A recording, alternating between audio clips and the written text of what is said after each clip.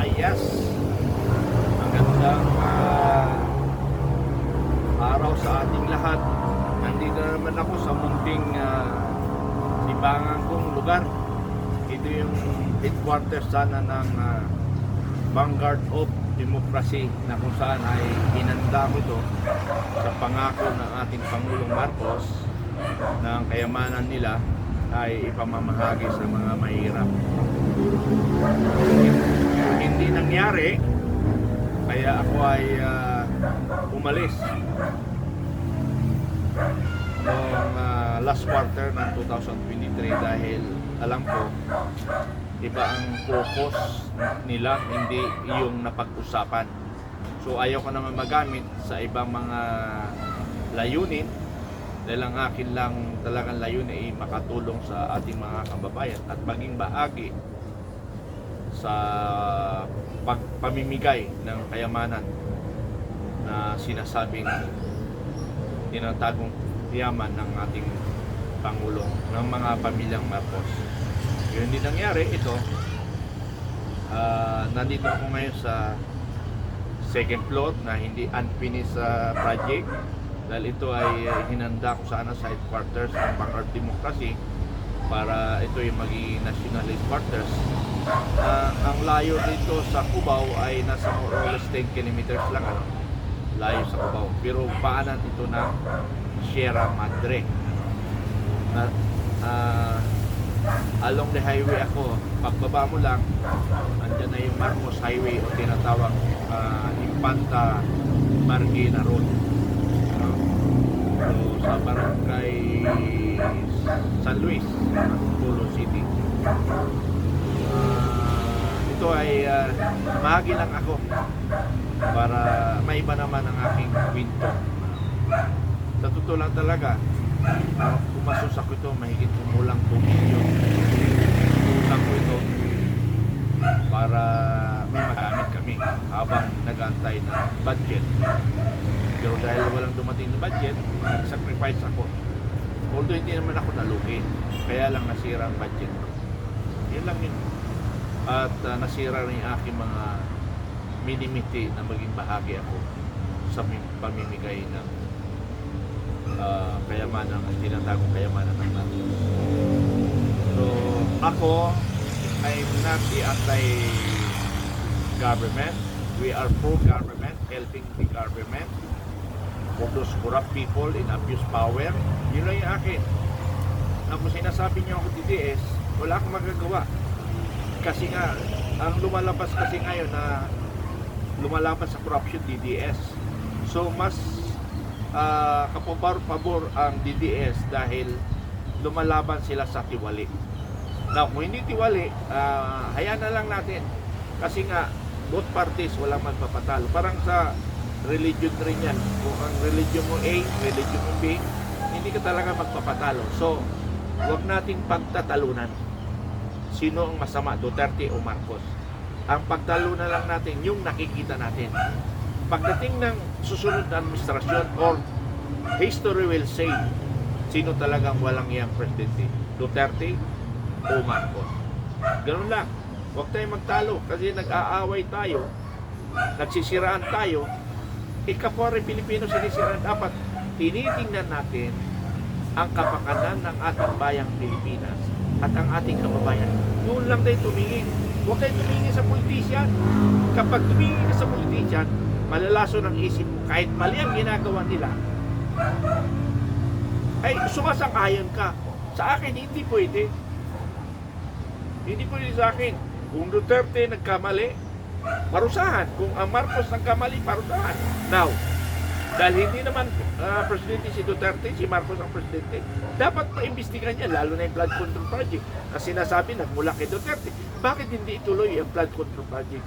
Para makita sino ba talaga ang totoo na talagang nagkamkam ng pera ng Pilipinas. Maraming salamat.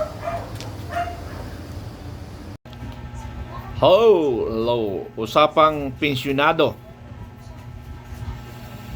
Bakit ngayon nung kinalampag natin ang differential ng 2000 to 2013. Ang dami ng publication ng PGMC, pero sa Rangco wala pa naman ako nakita na publication, although nagmamaniobra sa ilalim sa mga kapwa pensioners, kapwa sundalo, kapwa enlisted. May mga publication ang PGMC at mayroong na namang bago mga pensioner. May bago na account, Facebook account na ang title ay Usapang iipipensyon.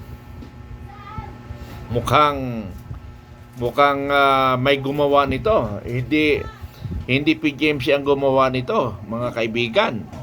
Now, tanungin ninyo kung sino ang admin dito. Mukhang ito na yung pinagdududahan natin, ano? Mukhang ito na yung pinagdududahan natin. Ang objective noon ay hindi naman kayo nililigaw. Kung hindi, dinidiscourage kayo na magreklamo. Yun yung objective doon. Tingnan mo, obserbahan nyo, nagpo-post sila, pero pag tinatanong, walang sagot. Subukan nyo magtanong. Hindi kayo sasagutin nun. Kasi, maku-corner sila. So, anong itanong nyo? Yung, hindi ako nakatanggap noong 2017-18 ng differential. Yun yung tanong nyo kagad. Kasama ba ako o hindi? Tingnan yung sagot nila doon. Wala silang isasagot. Na kung sinabi na lang natanggap nyo na, madali lang i-counter yon. Anong taon na i-release sa amin? Kasi ang alam ko lang dyan, 2017 and 18. June 2017 o September 2017 kasi June galing sa DBM. September sila nag-release 2017 up to parang June rin ng 2018 hininto nila. Ano? So, yun yung pupuntahan nyo ngayon sa finance. Humingi kayo ng payslip at doon sa bangko ng bank statement account. Doon nyo malalaman kung natanggap nyo hindi.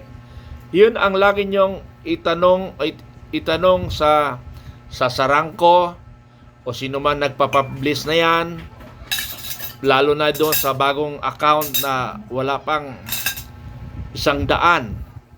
Now what I mean, wala pa nga 1 buwan yung account na yun eh. Lumabas lang yung mayroon tayong plano na ireklamo na dahil hindi na lumalabas yung inyong differential, ano? So kung may mga tanong kayo sa akin, panoorin nyo lang ang aking post sa Segundo Mitran Jr., isumbong kay Commander Bukay, at sa YouTube ko, Makabayan Informative. Huwag na kayo magtanong sa akin. Kumpleto detalye na yan. Kumpleto detalye na mga kaibigan, mga kasama. Kino-confuse kayo na hindi kayo magtuloy ng reklamo. Kaya maganda rin na ginawa natin para magising na naman ang PGMC. Biruin mo biruin nyo take note. 2021, March, April, labulabog, nagkagulo, maraming pumasok ang Sarangco, pumasok yung DWD ng AFP radio station. Yun yung nagka-counter sa akin. Ngayon, lumabas na naman tayo na magreklamo tayo. Andiyan pa rin yung Sarangco, nag-underground. Dinidiscourage yung mga magreklamo. Bakit yung discourage? Dapat kayo Sarangco, dahil kapwa nyo enlisted ito, dapat ini-encourage nyo na dapat talaga ilaban natin karapatan natin. Ganun ang sasabihin nyo. Hindi papadalang kayo, ganun. Hindi, i-encourage nyo na mag-file ng reklamo. Kasi nga, mula yan 2017, ngayon 2026, by 2027, mahirapan na kayo mag-claim kasi 10 years, may batas at sa 10 years na hindi nyo na basta-basta makuha ang pera nyo. Bakit kung kailan tayo kumikilos rin sila. Nung nanahimik tayo, nanahimik rin sila. Ano ang ibig sabihin nun? Yun yung nakapagtataka, mga kaibigan. Itong usapang pensyon, wala pang kwan yan, ano?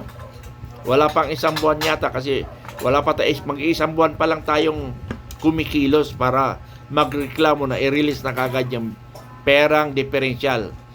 May tanong dyan sa aking vlog na ito, huwag na kayo magtanong. Panoorin nyo na lang ang aking YouTube, Makabayan Informative Channel. Dito sa channel na ito, isumbong kay Commander Bukay at Segundo Mitran Jr. Hindi na kayo dapat magtanong. Magsaliksik lang kayo, masasagot lahat ng katanong ang mga nasa isip nyo na hindi nasasagot. Salamat.